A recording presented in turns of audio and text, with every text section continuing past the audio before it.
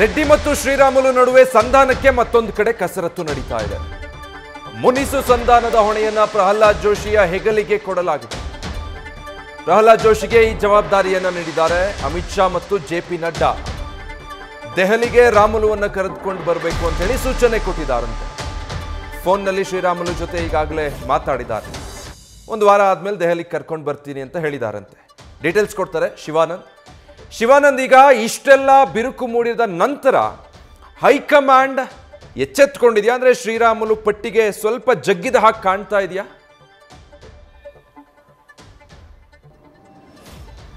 ವಿಜಯ್, ಮುಖ್ಯವಾಗಿ ಸಂಡೂರು ಉಪಚುನಾವಣೆ ಸೋಲಿನ ಬಳಿಕ ಬಿಜೆಪಿ ಏನು ಪರಾಮರ್ಶೆಗಾಗಿ ಒಂದು ಕೋರ್ ಕಮಿಟಿಯನ್ನು ಸಭೆಯನ್ನು ಕರೆದಿತ್ತು. ಆ ಒಂದು ಕೋರ್ ಕಮಿಟಿಯಲ್ಲಿ ಜನಾರ್ದನ್ ರೆಡ್ಡಿ ಏನು ನೇರವಾಗಿ ರಾಮ್ಲು ಮೇಲೆ, ಅಂದ್ರೆ ಬಿಜೆಪಿ ಸಂಡೂರು ಕ್ಷೇತ್ರದಲ್ಲಿ ಬಿಜೆಪಿ ಸೋಲಿಗೆ ನೇರ ಕಾರಣ ರಾಮ್ಲು ಅನ್ನುವಂಥ ಒಂದು ನಿಟ್ಟಿನಲ್ಲಿ ಹೇಳಿಕೆಯನ್ನು ನೀಡಿದ್ರು ಅನ್ನುವಂಥ ಒಂದು ನಿಟ್ಟಿನಲ್ಲಿ ಈಗಾಗಲೇ ರಾಮ್ಲು ಕೂಡ ಸಾಕಷ್ಟು ಒಂದು ಆಕ್ರೋಶವನ್ನು ಹೊರಹಾಕಿರುವಂಥದ್ದು. ಈ ನಿಟ್ಟಿನಲ್ಲಿ ಇಬ್ಬರು, ಅಂದ್ರೆ ಕಳೆದ 3-4 ವರ್ಷಗಳಿಂದ ಇಬ್ಬರ ನಡುವೆ ಇದ್ದಂಥ ವೈಮನಸ್ಸು ಈಗ ಬೀದಿಗೆ ಬಂದಿರುವಂಥದ್ದು. ಹಾಗಾಗಿ ಅವುಗಳನ್ನು ತೇಪೆ ಹಚ್ಚಬೇಕು ಅನ್ನುವಂಥ ಒಂದು ನಿಟ್ಟಿನಲ್ಲಿ ಈಗಾಗಲೇ ಕೇಂದ್ರ ಹೈಕಮಾಂಡ್ ಕೂಡ ಮಧ್ಯ ಪ್ರವೇಶವನ್ನ ಮಾಡಿರುವಂಥದ್ದು. ನಿನ್ನೆ ಏನು ಖುದ್ದಾಗಿ ಬಿಜೆಪಿಯ ರಾಷ್ಟ್ರೀಯ ಅಧ್ಯಕ್ಷ ಜೆಪಿ ನಡ್ಡಾ ಕೂಡ ರಾಮ್ಲು ಅವರಿಗೆ ಕರೆಯನ್ನ ಮಾಡ್ತಾರೆ.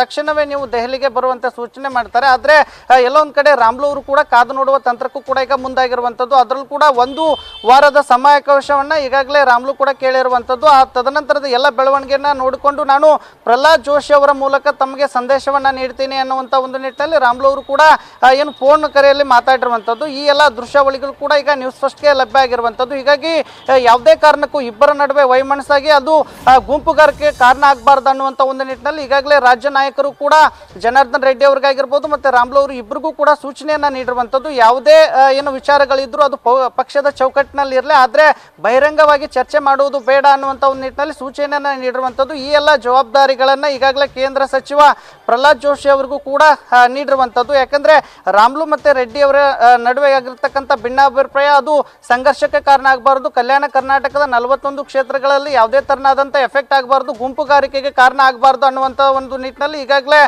ಈ ಎಲ್ಲ ಜವಾಬ್ದಾರಿ, ಅಂದ್ರೆ ಅವರ ಇಬ್ಬರನ್ನ ಏನು ವೈಮನಸ್ಸನ್ನ ತನ್ನಗಾಗಿಸುವಂತ ಒಂದು ಜವಾಬ್ದಾರಿಯನ್ನ ಕೇಂದ್ರ ಸಚಿವ ಪ್ರಹ್ಲಾದ್ ಜೋಶಿ ಅವರಿಗೂ ಕೂಡ ಈಗಾಗಲೇ ಜೆಪಿ ನಡ್ಡಾ ಅವರು ವಹಿಸಿರುವಂಥದ್ದು. ಮೊದಲು ದೆಹಲಿಗೆ ಬರುವಂತೆ ಈಗಾಗಲೇ ರಾಮ್ಲು ಅವರಿಗೆ ಖುದ್ದಾಗಿ ನಡ್ಡಾ ಅವರು ಕೂಡ ಸೂಚನೆಯನ್ನ ನೀಡಿರುವಂಥದ್ದು. ನನ್ನ ಎಲ್ಲಾ ವಿಚಾರಗಳನ್ನ ನಾನು ಈಗಾಗಲೇ ಜೋಶಿ ಅವರಿಗೆ ತಿಳಿಸಿದ್ದೇನೆ ಅನ್ನುವ ಮೂಲಕ ಎಲ್ಲೋ ಒಂದು ಕಡೆ ರಾಮ್ಲು ಅವರ ರಾಜಕೀಯ ನಡೆ ಕೂಡ ಈಗ ಸಾಕಷ್ಟು ನಿಗೂಢ ಆಗಿರುವಂಥದ್ದು. ಯಾಕಂದ್ರೆ ನಿನ್ನೆ ಇಡೀ ದಿವಸ ಏನು ಕಾರ್ಯಕರ್ತರೊಂದಿಗೆ ಸಭೆಯನ್ನು ನಡೆಸುವುದಾಗಿರ್ಬೋದು, ಜೊತೆಗೆ ಕೆಲವೊಂದಿಷ್ಟು ಬೇರೆ ಬೇರೆ ಕ್ಷೇತ್ರದಲ್ಲಿ ಇರ್ತಕ್ಕಂಥ ತಮ್ಮ ಅತ್ಯಾಪ್ತ ಬೆಂಬಲಿಗರ ಜೊತೆಗೆ ಮಾತನಾಡೋದಾಗಿರ್ಬೋದು, ತಮ್ಮ ರಾಜಕೀಯ ನಿರ್ಧಾರ ಅಂದ್ರೆ ಜನಾರ್ದನ್ ರೆಡ್ಡಿಗೆ ಕೌಂಟರ್ ಕೊಡುವ ನಿಟ್ಟಿನಲ್ಲಿ ಏನು ಮತ್ತೆ ನಾನು ಕೂಡ್ಲಿಗಿ ಕ್ಷೇತ್ರವನ್ನ ಆಯ್ಕೆ ಮಾಡ್ಕೊಳ್ತೀನಿ, ಯಾಕಂದ್ರೆ ಗೋಡಾನು ಇದೆ, ಮೈದಾನ ಇದೆ, ಅದೇ ಯಾರ ನಿರ್ಧಾರ ಆಗುತ್ತೆ ಆಗ್ಲಿ ಅನ್ನುವಂಥ ಒಂದು ನಿಟ್ಟಿನಲ್ಲಿ ಖಡಕಾದ ಎಚ್ಚರಿಕೆಯನ್ನ ರಾಮ್ಲು ನಿನ್ನೆ ಜನಾರ್ದನ್ ರೆಡ್ಡಿಗೆ ರವಾನಿಸಿದ್ರು. ಈ ಎಲ್ಲ ಬೆಳವಣಿಗೆ ಬೆನ್ನಲ್ಲೇ ಅಂದ್ರೆ ಕಲ್ಯಾಣ ಕರ್ನಾಟಕದಲ್ಲಿ ಯಾವುದೇ ಎಫೆಕ್ಟ್ ಆಗದಂತೆ ಈಗ ಪ್ರಹ್ಲಾದ್ ಜೋಶಿ ಅವರು ಮಧ್ಯಸ್ಥಿಕೆಯನ್ನು ವಹಿಸಿರುವಂಥದ್ದು. ಮೊದಲು ರಾಮ್ಲು ಅವರಿಗೆ ದೆಹಲಿಗೆ ಬರೋಕೆ ಸೂಚನೆಯನ್ನು ನೀಡಿರುವಂಥದ್ದು. ತದನಂತರದಲ್ಲಿ ಜನಾರ್ದನ್ ರೆಡ್ಡಿ ಅವರನ್ನು ಕೂಡ ದೆಹಲಿಗೆ ಕರೆಕೊಂಡು ಹೋಗುವ ಎಲ್ಲ ಸಾಧ್ಯತೆಗಳು ಈಗ